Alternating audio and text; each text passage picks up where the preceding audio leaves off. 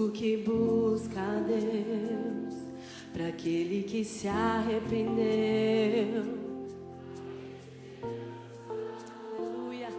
A esperança, creia, para um povo que busca a Deus, para aquele que quer receber mais do teu Espírito.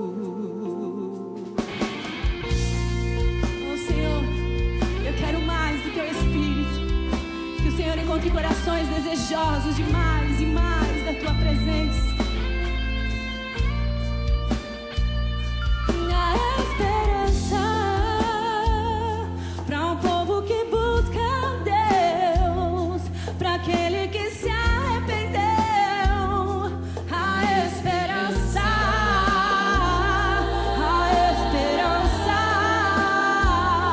para um povo que busca a Deus, para aquele que quer receber mais do teu Espírito. Pode ser pra mim, diz o Senhor, eu sou o caminho de paz, e anuncia toda a criação, eu sou Deus. Assim diz o Senhor. Pode ser pra mim, diz o Senhor, eu vou lhes ensinar a palavra e revelar ao seu coração o caminho da salvação. Pode ser pra mim, eu sou o caminho de paz, e anuncia toda a criação que eu sou Deus. Em nome do Senhor.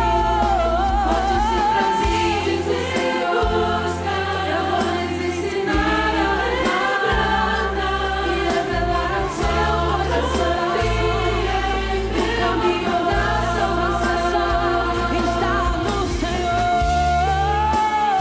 Eu sou a vida, eu sou o caminho. Ninguém vem ao Pai se não por mim, e não há outro Deus. Assim diz o Senhor.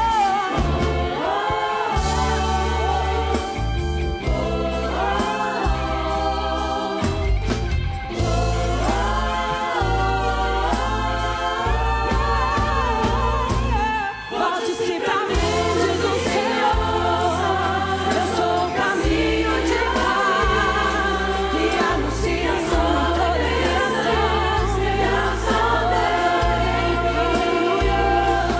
Volte-se pra mim, diz o Senhor, eu vou lhes ensinar a palavra e revelar ao seu coração o caminho da salvação. Volte-se pra mim, diz o Senhor, eu sou o caminho e anuncia toda a criação, eu sou Deus. Volte-se pra mim, diz o Senhor, eu vou lhes ensinar a palavra e revelar ao seu coração o caminho da salvação. Não me ouça, se anima. Eu sou teu Deus, sou teu Deus, teu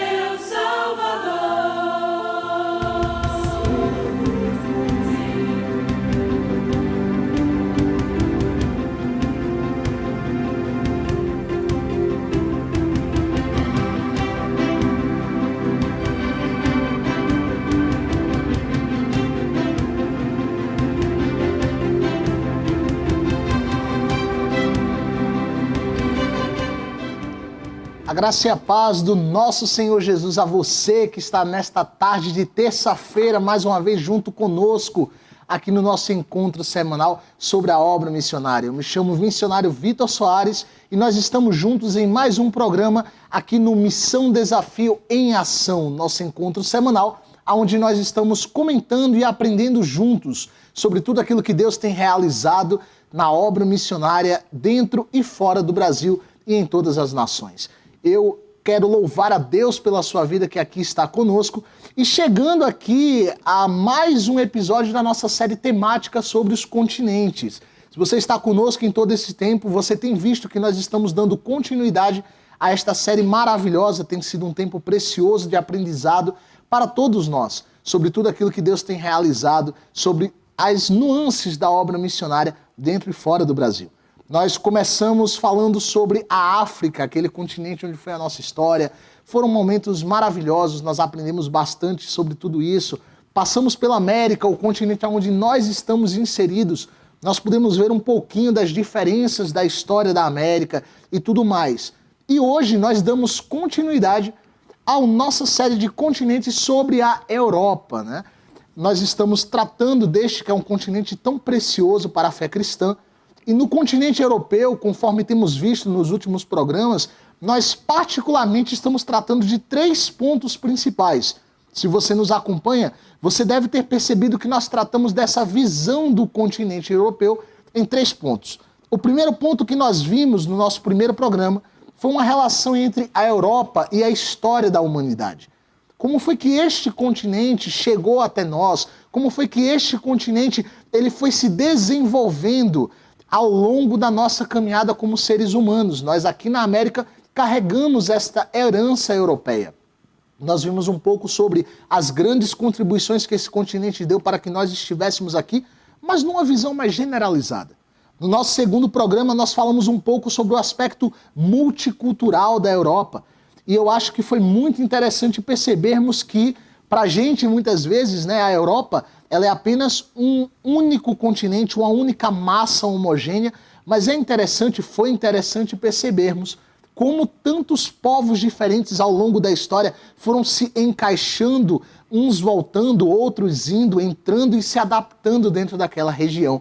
E nós vimos as grandes consequências que isso teve para toda a história daquele continente e para a obra missionária de um modo geral.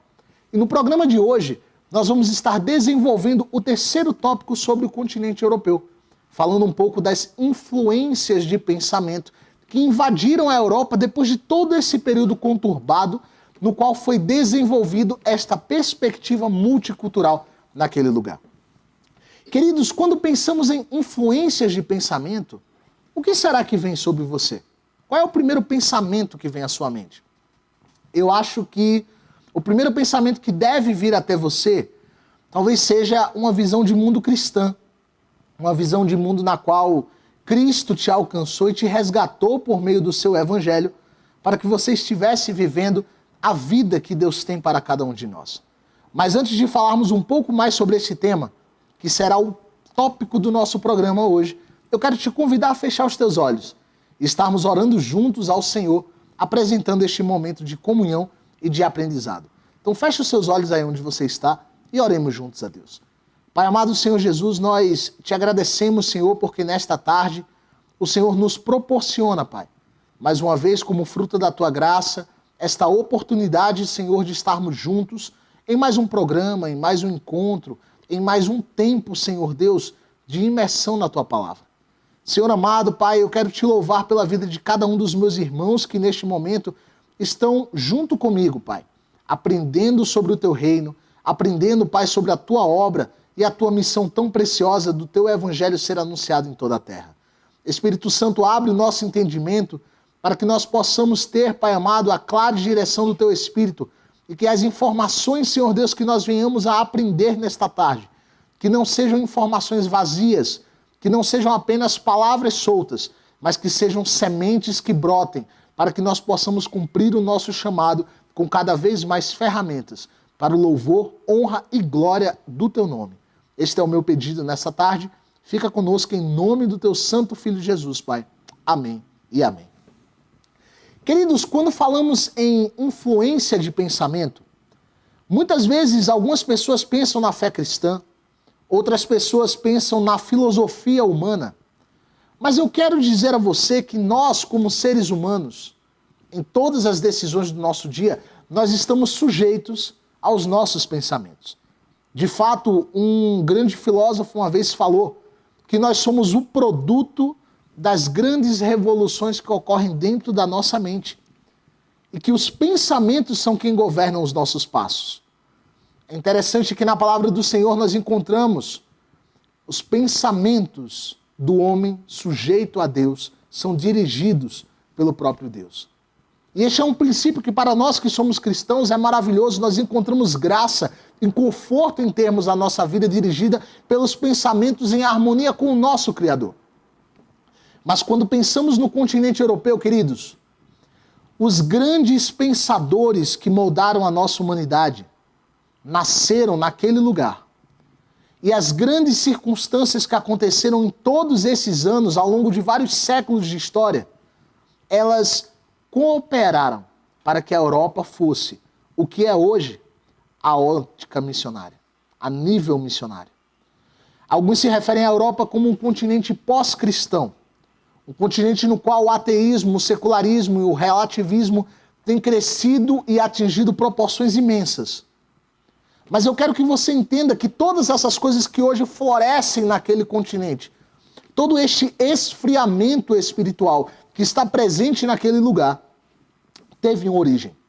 Embora esta colheita terrível do inimigo, que tem ceifado tantas vidas, fechado igrejas, aberto portas para filosofias horrendas, como a ideologia de gênero, o ateísmo, o militante, aquela coisa inteira dessas vertentes políticas que são tão danosas à fé. Tudo isso teve um período para ser implementado.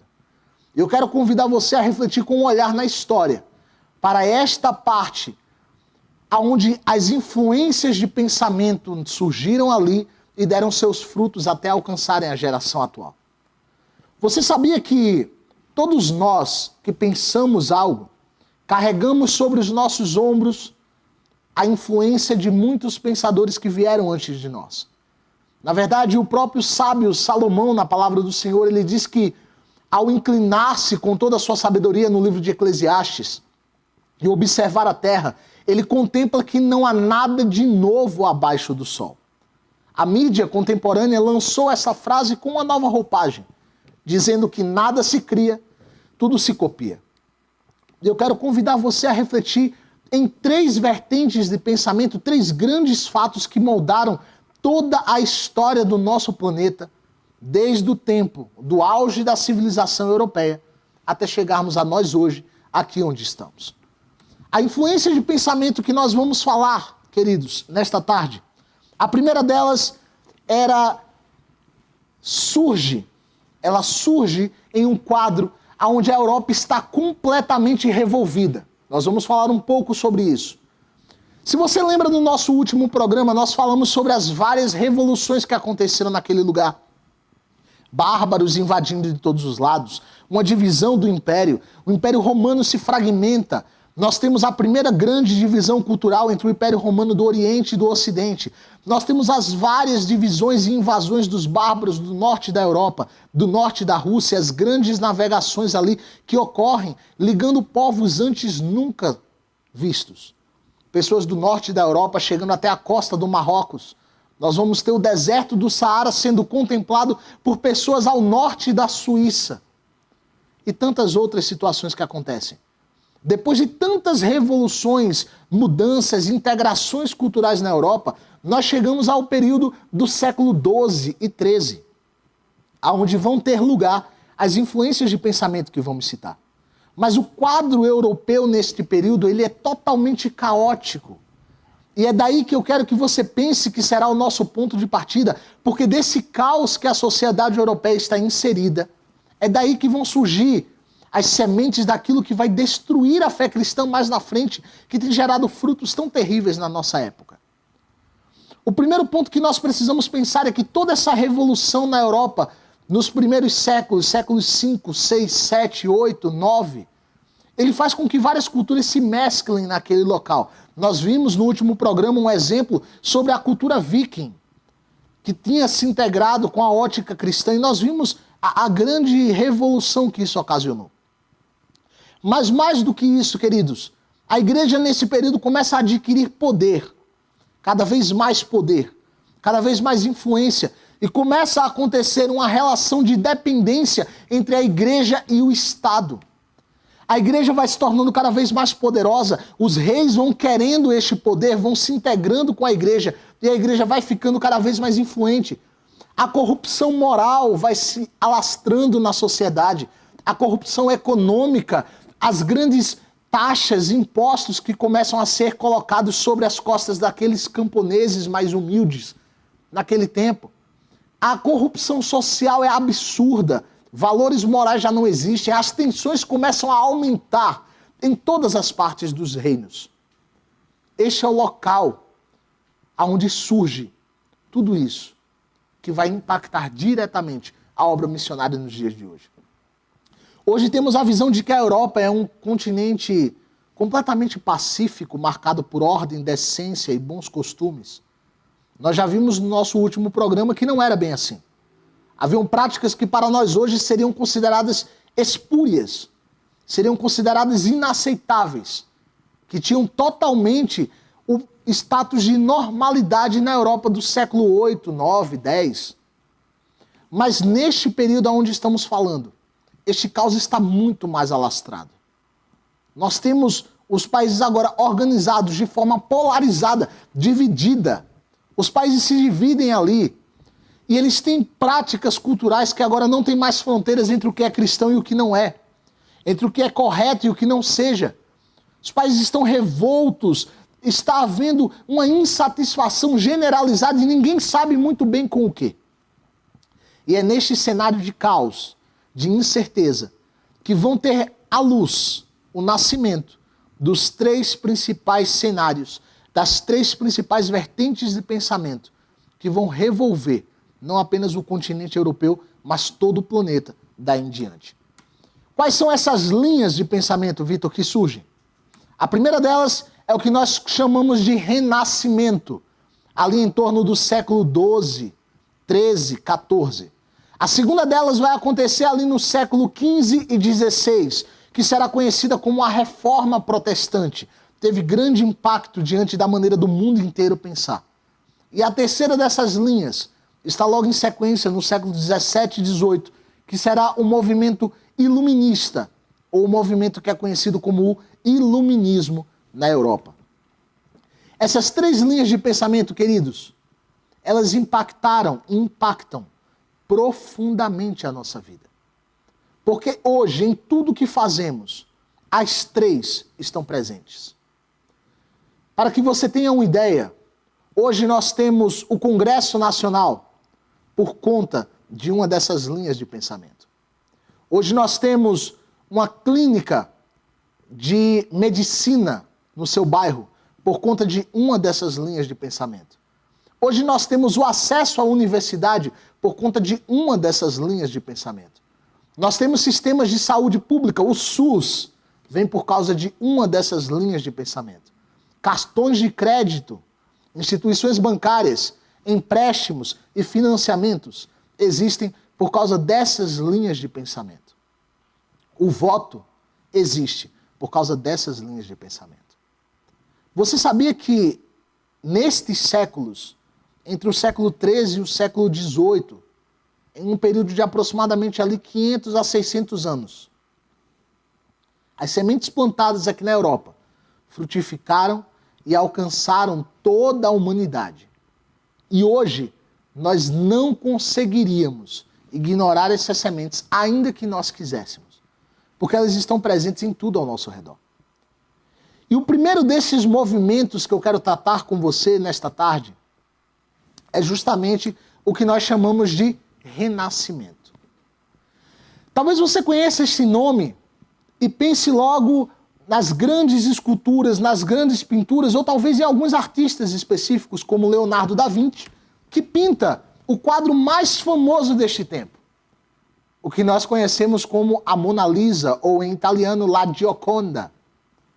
Mas eu quero dizer algumas coisas sobre esse movimento, acompanhe comigo na sua tela. O Renascimento ele surge ali em meados do século XIV e vai se estendendo sua repercussão até o século XVII, embora o seu auge seja entre os séculos XIII e XIV.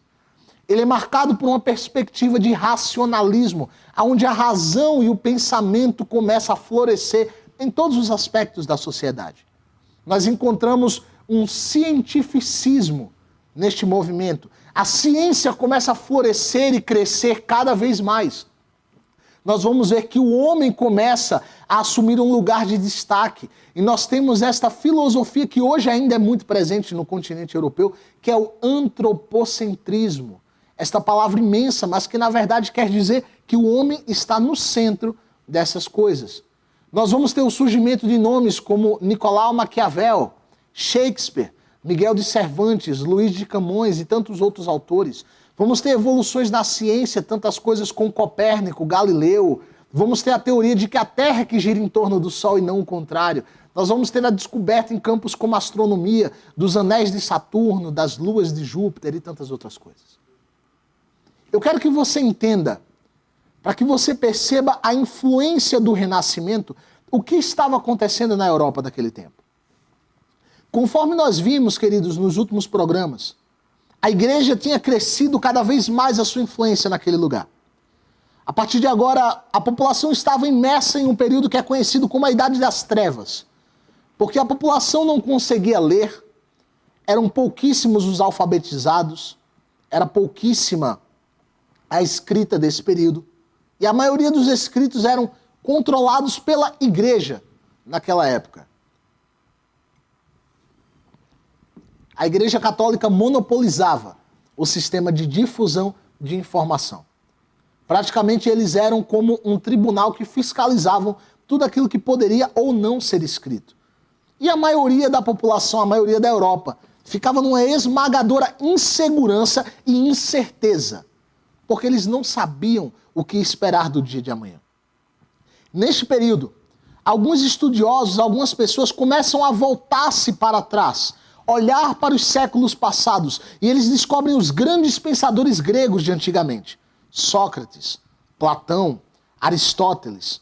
E começa a haver uma explosão neste período de descobertas a respeito dos grandes inventos que esses homens tinham encontrado, da sua maneira de ver o mundo, daquele instinto que havia nesses grandes filósofos da Grécia Antiga, no qual eles queriam entender o mundo à sua volta e questionar o porquê das coisas serem como elas são. Este tipo de pensamento começa a ser resgatado e a ser trazido para uma Europa muito mais evoluída do que uma Grécia antiga. E quando esse conhecimento é trazido para pessoas agora mais estruturadas do ponto de vista social, político e econômico, há um fruto, uma explosão de uma nova onda de saber. Este período é conhecido, este movimento que caracteriza o Renascimento, é conhecido como o racionalismo. A razão começa a ser trazida para o centro do debate, o centro da conversa. Eu agora não quero aceitar coisas apenas porque elas são o que tem que ser, mas eu quero buscar explicar o porquê delas serem o que são. Esses dias eu li e vi um vídeo sobre a biografia do Leonardo da Vinci, que era talvez um dos maiores nomes do Renascimento. E é curioso porque o Leonardo da Vinci, desde criança, ele buscava entender o porquê das coisas serem como elas são, e ele pegava, por exemplo, animais como passarinhos, que haviam morrido em algum local, levava para casa, abria cada um deles cuidadosamente para entender por que a asa do pássaro fazia aquele movimento. Por que o pássaro se movimentava e a cauda dele tinha um movimento para um lado e a asa tinha para o outro, e ele anotava cuidadosamente cada fruto de suas descobertas. As pessoas começam a ser ensinadas que o mundo precisa ser explicado e não apenas aceito. Grandes pensadores e cientistas se levantam nesse período. Grandes. Em todas as áreas do conhecimento. É curioso pensarmos que o homem se torna o protagonista da sua história aqui. Esta questão do antropocentrismo, o homem no centro de tudo isso, ela vem porque a razão começa a ser trazida como algo humano. A igreja naquele tempo tinha um período de divisão muito forte. Eles diziam que tudo aquilo que pertencia à ótica humana era do diabo, era do mundo. E tudo aquilo que era divino era a igreja e pertencia somente a Deus. Desta forma, o homem nunca saberia por que a lua brilha no céu à noite, apenas porque Deus assim a quis. E o homem não deveria ousar buscar esta resposta. Para a igreja está dizendo o motivo da resposta, e isso é o suficiente. Mas com esta influência do racionalismo, o homem começa a dizer, olha, eu posso descobrir, eu posso provar, eu posso estudar, eu posso aprender. E aí a ciência floresce neste período. Nós vamos ter homens como Galileu, que vai naquele tempo, em um tempo onde nós estamos quase 300 anos antes da descoberta da eletricidade.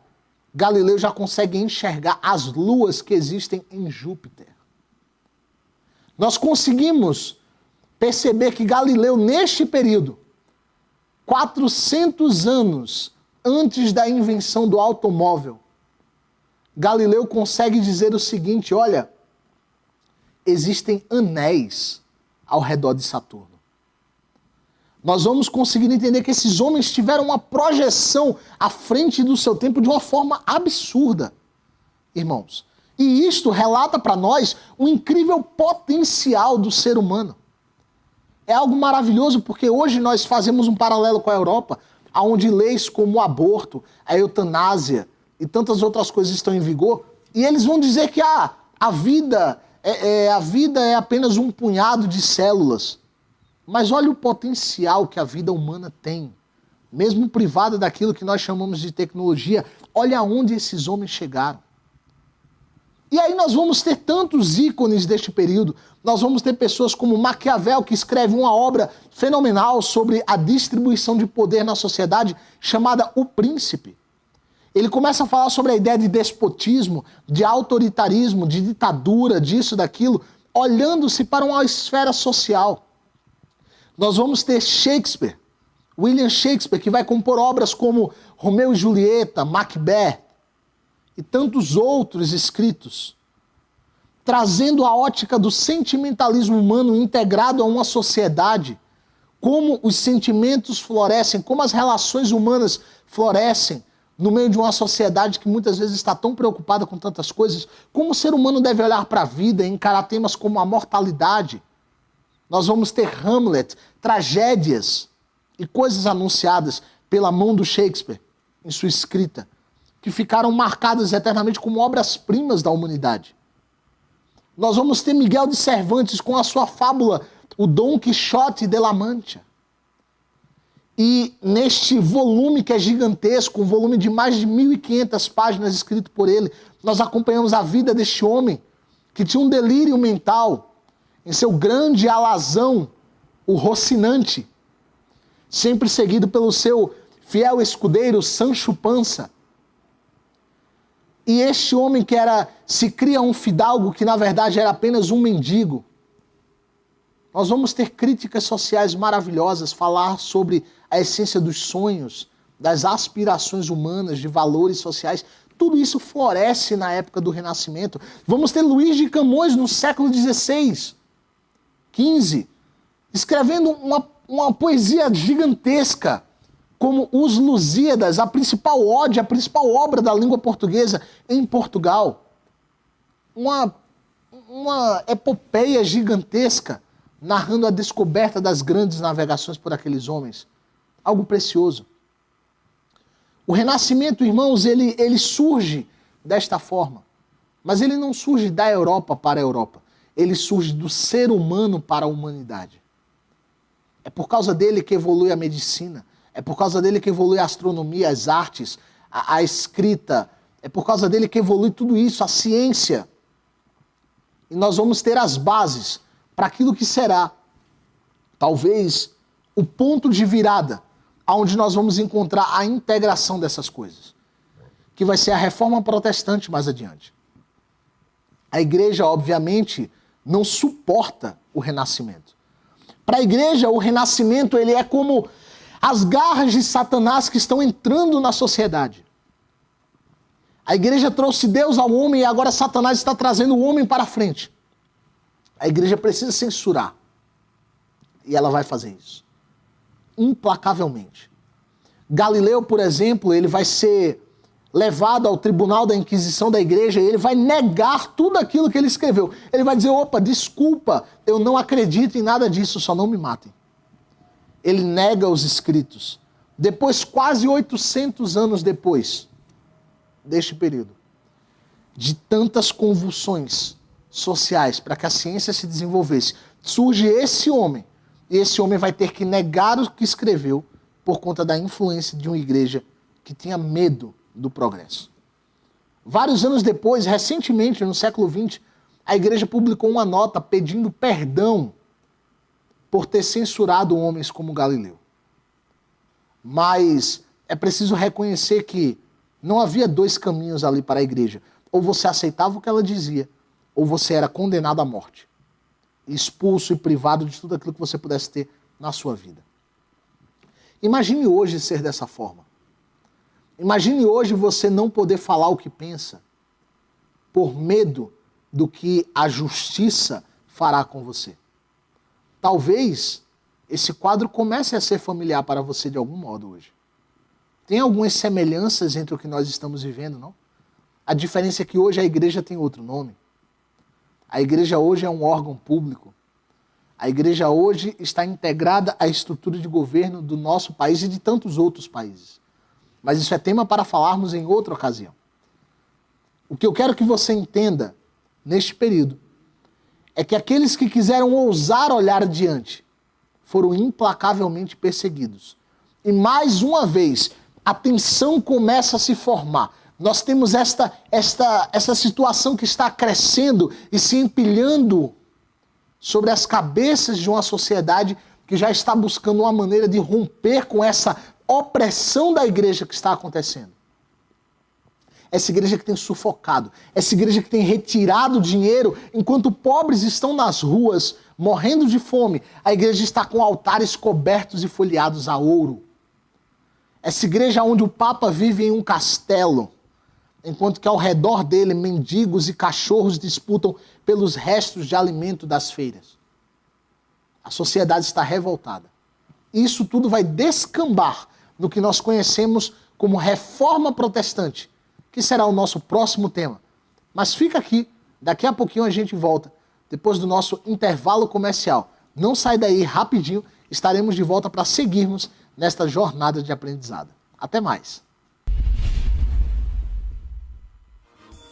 Olá, eu sou o Rediane Nascimento e eu estou aqui para te fazer um convite muito especial para você vir fazer o nosso devocional diário que acontece às 8 da manhã, de segunda a sábado. Então eu quero te convidar a vir aqui na Capela Irma Estevanato para fazermos o nosso devocional de forma presencial. Lembrando que aos sábados o nosso devocional ele é exclusivamente online. Então só me resta agora deixar com vocês um forte, mas bem forte abraço. Beijos, beijos, beijos e te vejo aqui. Tchau!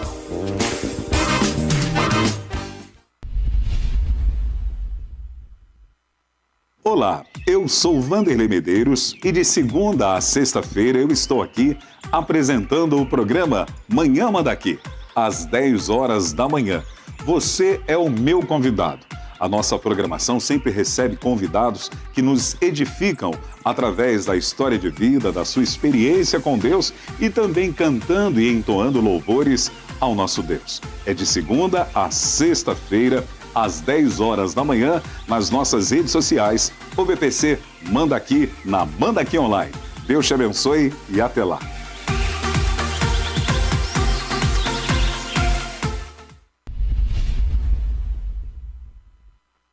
Olá, graça e paz do Senhor Jesus Cristo, eu sou o pastor Eduardo.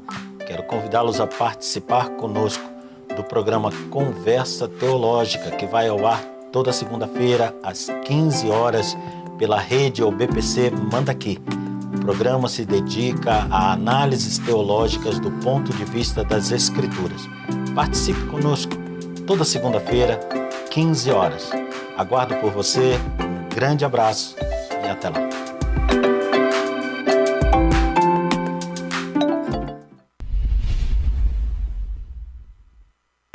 A graça e a paz do Senhor Jesus, irmãos, aqui quem fala é o missionário Vitor Soares e eu estou passando aqui na TV Manda Aqui Online para te convidar a todas as terças, a partir das 15 horas, estarmos juntos no programa Missão Desafio em Ação, o nosso encontro semanal onde você e eu passaremos momentos de aprendizado falando sobre o campo missionário, as últimas notícias e tudo aquilo que está relacionado à obra missionária e à nossa Missão Desafio.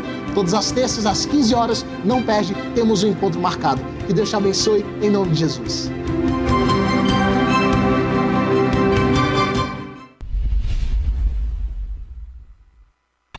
Olá, eu sou Ângela Vautier Eu sou o pastor Daniel Rocha. e nós estamos aqui para te convidar Para o programa Os Hinos que Cantamos, um programa abençoado com muita música, muita história boa e a presença de Deus através da palavra. todas as quintas-feiras, às 15 horas, nas redes sociais da OBPC Manda Aqui. Esperamos vocês, hein? Até lá!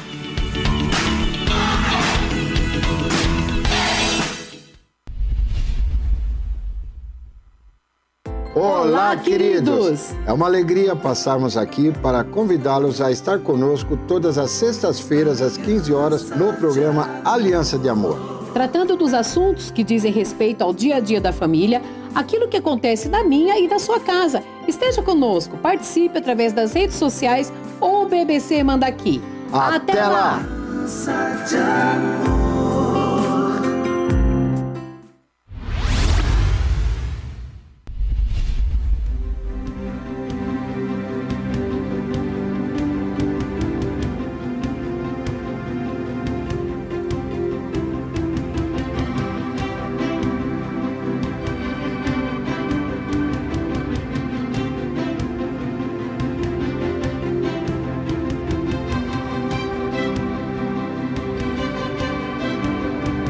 Estamos de volta aqui no nosso programa Missão Desafio em Ação, um programa onde nós estamos aprendendo juntos sobre a obra missionária no Brasil e fora dela e sobre vários assuntos que têm a ver com a obra de missões e o reino de Deus em toda a terra. Se você está chegando agora, seja muito bem-vindo e nós estamos aqui no segundo bloco do nosso programa onde estamos falando sobre a Europa e as diferentes influências de pensamentos que têm sacudido este continente ao longo da história.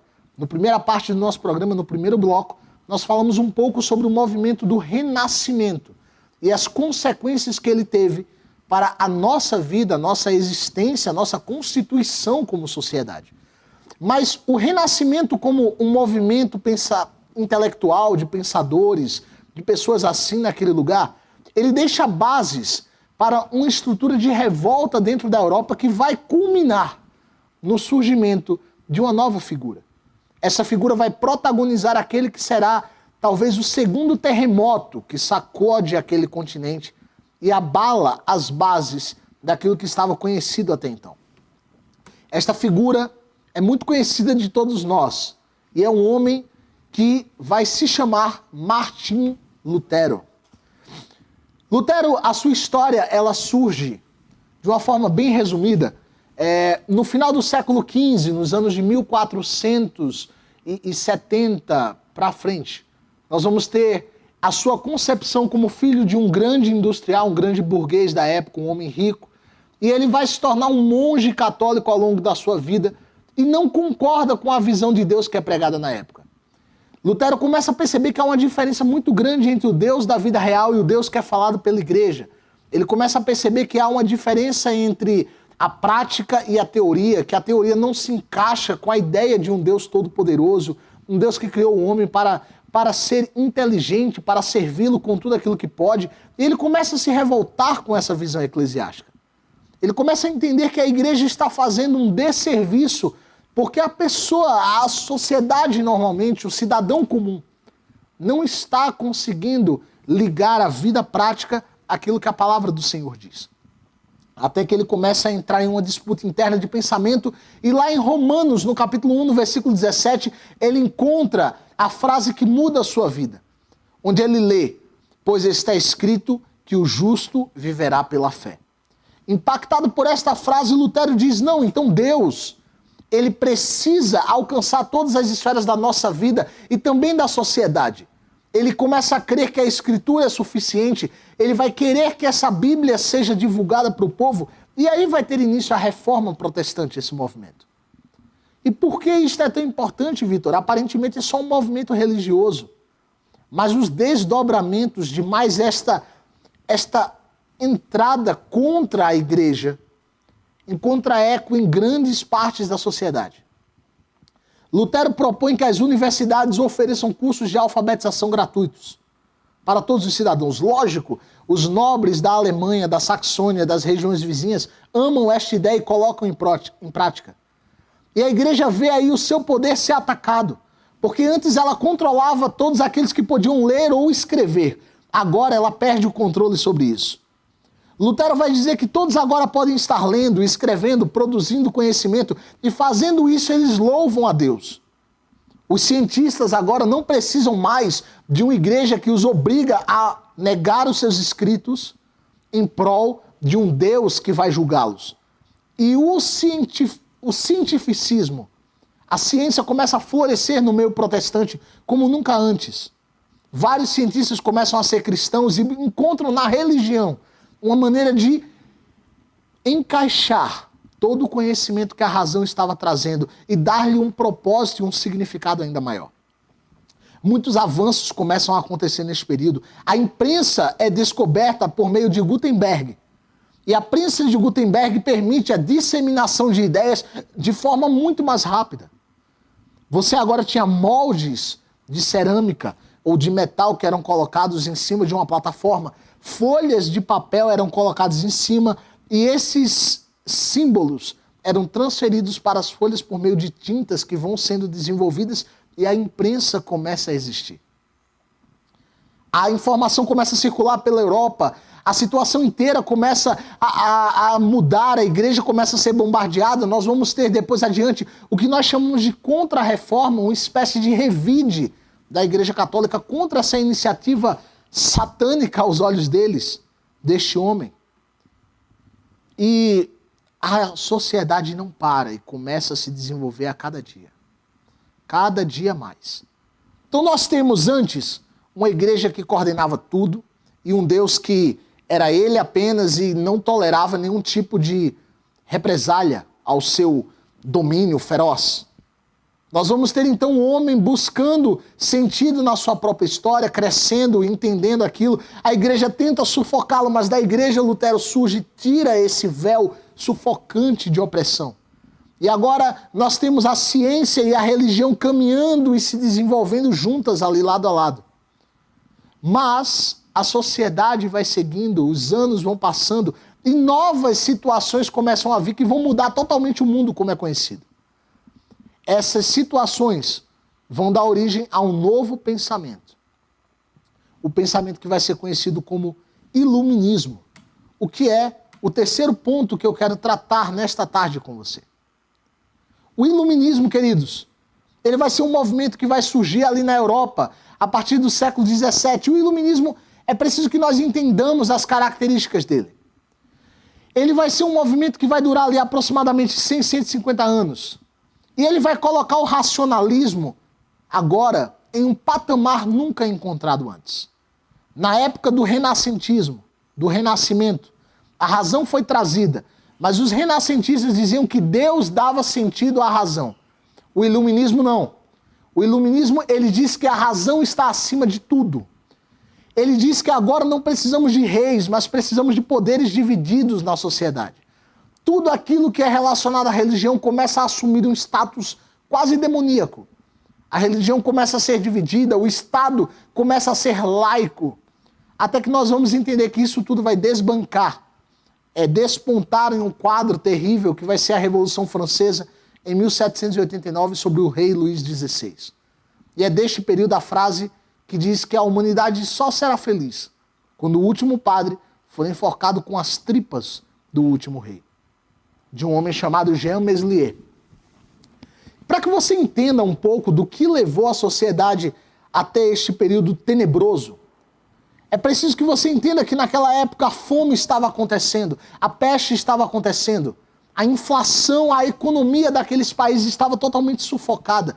As pessoas eram oprimidas por uma estrutura que sugava dos pobres e beneficiava os ricos. Naquela época, a sociedade era dividida em 3 estados. Nós temos o primeiro estado, que era a igreja. Nós temos o segundo estado, que era a nobreza, os reis, a burguesia, os grandes comerciantes. E nós tínhamos o terceiro estado, que era o cidadão comum. quase 90% de tudo que era produzido por um país ficava para o primeiro e o segundo estado, e o cidadão comum se contentava com as sobras. Então, a razão começa a ser trazida em mente, porque tudo aquilo que a igreja tinha feito até então, na visão dessas pessoas, tinha sido dividir, sugar, pilhar e oprimir. Então eles trazem essa visão. E começa a haver um sentimento de descontentamento entre o Estado e os ricos. A ideia de ricos e pobres. As tensões existentes sobre isso começam a se agravar grandemente nesse período. É desta época que nós vamos encontrar a distinção entre esquerda e direita. É nesta época que nós vamos ter a distinção entre o povo e os conservadores. É desta época que nós vamos entender. Nós vamos ter tudo aquilo relacionado à religião, seja ela protestante ou católica, aquilo deve ficar apenas dentro da igreja, e a nossa vida é para o homem que trabalha, produz e pensa.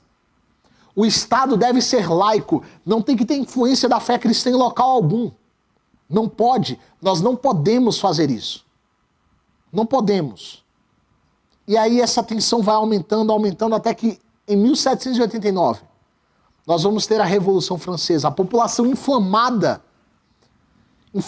por esse sentimento de revolta, vai e invade a prisão chamada Prisão da Bastilha, liberta uma série de prisioneiros, e agora há uma onda que varre a Europa de enforcamentos, decapitações, revoltas populares. O rei Luís XVI começa a ser deposto e tudo aquilo começa a ser consumido. Aquele fogo de revolução começa a arder no coração do povo, e é toda a liberdade para o povo, igualdade, liberdade, fraternidade.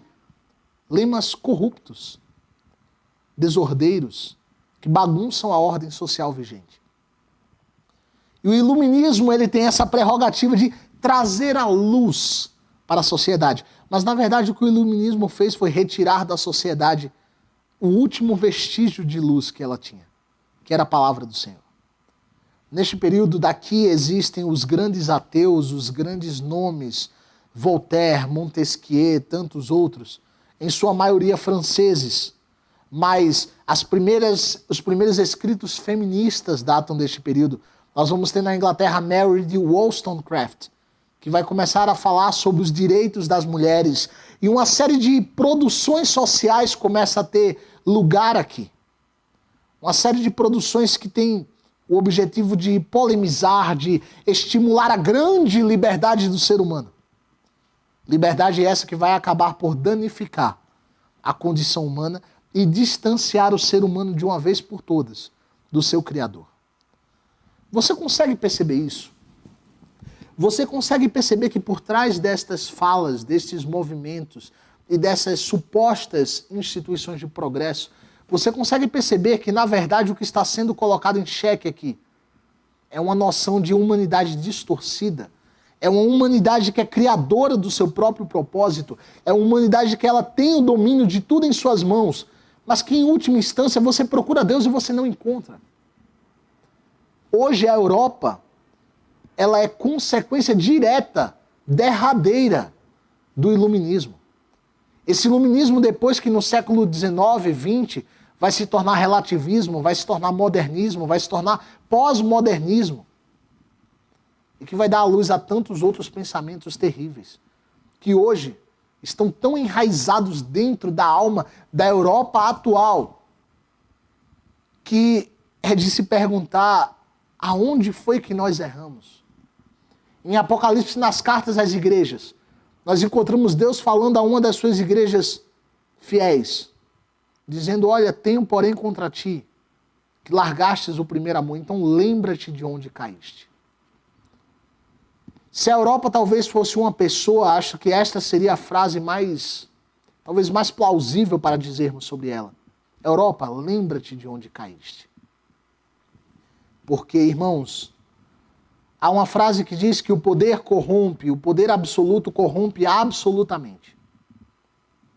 E é preciso que entendamos que nós, como seres humanos, não fomos criados para termos o poder absoluto, mas para vivermos na dependência do poder que há no nosso Criador. Quando rompemos esse ciclo, fazemos como em Gênesis 3. Fazemos um retorno ao Éden.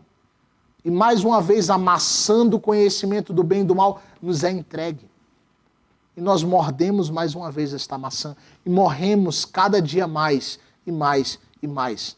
Até que temos hoje este continente que teve uma contribuição tão maravilhosa para a nossa história que hoje se chama um continente pós-cristão. Como se Cristo estivesse restrito a apenas uma fração de tempo da humanidade. Como se Cristo estivesse restrito a um ponto da história. Como se Cristo estivesse restrito à linha do tempo do nosso mundo. Não é assim, queridos. Cristo era, é e será eternamente. A obra missionária é porque nós cremos que esse Cristo virá e reinará por toda a eternidade. É por isso que fazemos missão. E é por isso que a Europa precisa ser impactada com o poder do Evangelho. É por isso que hoje nós temos igrejas na Itália, na Romênia, na França, na Espanha, em Portugal. Nós precisamos levar o Evangelho a esses lugares. E precisamos que pessoas como eu e você se levantem, levantadas pelo Espírito Santo, e orem, chorem por essas nações, para que nós não venhamos a ser aquilo que eles uma vez foram. Eu gosto de dizer que a história da humanidade ela tem períodos. E há um fluxo de informações que é presente. A Europa, uma vez, já foi aquilo que foi dito do Brasil. Lembro-me de ouvir uma vez alguém falar, não me recordo agora o autor da frase, mas que o Brasil seria um grande celeiro de missionários para todas as nações. Em um evento cristão em nossa terra isso foi dito. Alguns atribuem essa frase ao Billy Graham, eu não sei exatamente o autor. Mas o Brasil seria um celeiro de missionários para impactar todo mundo. Durante um período da história, a Europa foi este celeiro. De lá saíram Jonathan Edwards, John Knox, Spurgeon, tantos outros. De lá saíram essas pessoas, chegaram até a América do Norte. E depois a Europa foi começando a se relativizar. Foi começando a esfriar, esfriar, esfriar e começou a entrar em decadência. Nesta decadência, o fardo de ser o grande celeiro de missionários foi transferido à nação recém-nascida da América do Norte. E agora o holofote do grande avivamento missionário mundial sai da Europa e vai para a filha, América. A América do Norte começa a impactar todos os países, começa a mandar missionários, começa a enviar obreiros, começa a ter um avivamento tremendo, irmãos. Enquanto que a Europa começa a esfriar. Posteriormente, a América do Norte envia frutos e sementes que chegam até nós, América Latina. E chegamos até nós aqui no Brasil. Então a América do Norte começa a esfriar-se e a entrar naquilo que a Europa estava sendo até agora, e a Europa agora apaga de vez. Então a América do Norte começa a entrar num esfriamento, e agora o Brasil é o grande celeiro de missionários. Mas na medida que estamos andando, irmãos, com tantas ideologias e pensamentos que têm entrado em nosso meio, eu acho que se torna evidente perceber que, se não vigiarmos, nós seremos os Estados Unidos de hoje. E com o tempo passando, os Estados Unidos se tornarão a Europa que hoje vemos, frios, totalmente distantes da fé. O Brasil será um Estados Unidos em esfriamento e que Deus levante um novo Brasil em algum lugar. Não queremos que isso aconteça de forma alguma, mas cabe a nós, a mim e a você, zelarmos pela prioridade da palavra do Senhor em nossas vidas. Precisamos ter a palavra do Senhor viva, eficaz e ardente em nosso coração.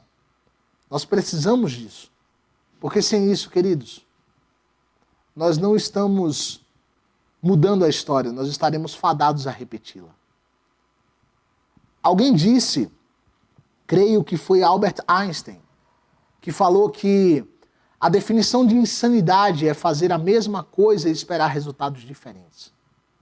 Que nós possamos nos levantar como nação que entende essas histórias e que não quer seguir pela mesma estrada. Uma nação que ora, uma nação que busca, uma nação que se capacita, uma nação que mergulha no Senhor e que clama para que missionários sejam enviados à seara de Deus naquele lugar. Uma nação que contribui, uma nação que se engaja. É sobre isso que se trata a obra missionária e o esforço missionário para alcançar a Europa nos recentes anos. São muitos desafios a serem enfrentados, é verdade. Nós temos desafios do ponto de vista financeiro, principalmente. São inúmeras barreiras a serem transpostas, culturais, linguísticas. Mas nós temos um evangelho que é poderoso para salvar e que continua sendo o poder de Deus para a salvação de todo aquele que crê, conforme está escrito em Romanos, no capítulo 1, no versículo 16. Nós continuamos com a espada de 2 gumes, que é viva e eficaz para penetrar até a divisão da alma e do espírito, juntas e medulas. Ela ainda está conosco. Em Jeremias, nós encontramos a citação, o profeta escreve: ora, Senhor, a tua palavra é como um martelo que esmiuça a penha. Esta mesma palavra está conosco. Nós não devemos ter a vergonha de usá-la para nos apontar o caminho correto. E o caminho correto é irmos, é apoiarmos, é falarmos, é testemunharmos aonde nós estamos também. Porque nós somos o Brasil de hoje, nossos filhos serão o de amanhã. Não entregue o destino do nosso país, da nossa nação, aos seus filhos, sem dar a eles uma base de temor ao Senhor primeiramente. Porque assim nós evitaremos cairmos nesses quadros e seremos sim uma nação pautada pela oração e restauração das pessoas, das nações do mundo, para a honra e glória do nosso Senhor Jesus, até que Ele venha. Esse é o meu desejo para cada um de nós. Que você possa ver tudo isso que falamos nesta tarde e você possa se convencer de que você tem um papel nisso tudo. Mergulhe na palavra. Rejeite filosofias humanas, rejeite ideologias terrenas que em nada contribuem, a não ser para colocar o homem em um lugar onde ele não deve estar. Mas submeta-se ao Senhor.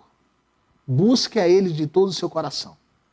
E a sua parte será muito fácil de ser feita, porque o Espírito Santo nos auxilia a cada instante em nossa caminhada. Este é o nosso programa de hoje. O que você acha? Será que você acha que nós estamos no caminho para sermos os Estados Unidos de amanhã? Será que você acha que nós estamos nos caminhos para sermos a Europa do hoje? Deixa nos comentários a tua resposta, a tua sugestão, e esteja orando por cada um de nós, como igreja, como pessoa, como missionário para o reino. A palavra do Senhor nos testifica que Ele virá, e a nossa responsabilidade é fazer a nossa parte, anunciando esse evangelho do reino até que Ele venha. E todas essas coisas sejam restauradas para louvor, honra e glória do nome dEle. Eu quero louvar a Deus pela sua vida, que esteve aqui comigo nesta tarde. Quero convidar você a estar compartilhando com mais pessoas, todas as terças, a partir das 15 horas, este nosso momento de estudo e aprendizado sobre a obra missionária, que é o nosso programa Missão, Desafio em Ação. Que Deus o abençoe. Espero vê-lo na próxima semana. Que você tenha uma semana abençoada na presença do Senhor Jesus. Quero agradecer a todos os que estão nos acompanhando, aonde quer que você esteja, no seu trabalho, na sua casa. Que Deus o abençoe grandemente. Vamos fazer uma rápida oração e seguirmos louvando a Deus em nosso dia. Pai amado, Senhor, obrigado, Senhor Deus, por mais este momento de aprendizado, Senhor Deus, que o Senhor nos concede, Pai, na Tua palavra. Pai, Senhor amado, olhando para a história, nós podemos ver, Pai, que o Senhor está acima de todas as circunstâncias. O Senhor segue no controle dos tempos, dos ventos, dos rumos que a nossa humanidade toma. Mas nós não queremos, Pai amado, repetir os erros do passado. Queremos escrever uma nova história, Pai amado, dando lugar, Senhor Deus, e protagonismo ao Teu direcionamento, Espírito Santo. Que o Senhor possa nos fazer, Senhor amado, homens e mulheres de valor, Pai, para que não sejamos apagados pelo vento frio do tempo que vivemos, mas que sejamos incendiados pelas chamas da convicção que só a Tua palavra e a Tua presença têm. Eu te louvo por cada um dos irmãos que aqui esteve comigo nesta tarde. Leva-nos em paz para uma boa semana, um excelente final de dia de terça-feira e uma semana produtiva na Tua presença. E que nós possamos seguir crescendo e aprendendo juntos para a glória do Teu nome. Em nome do Teu Santo Filho Jesus, Pai amado, é o que eu te peço e te agradeço. Em nome de Jesus. Amém. Que Deus o abençoe. Uma excelente semana em nome do Senhor Jesus. Fique na paz. Senhor.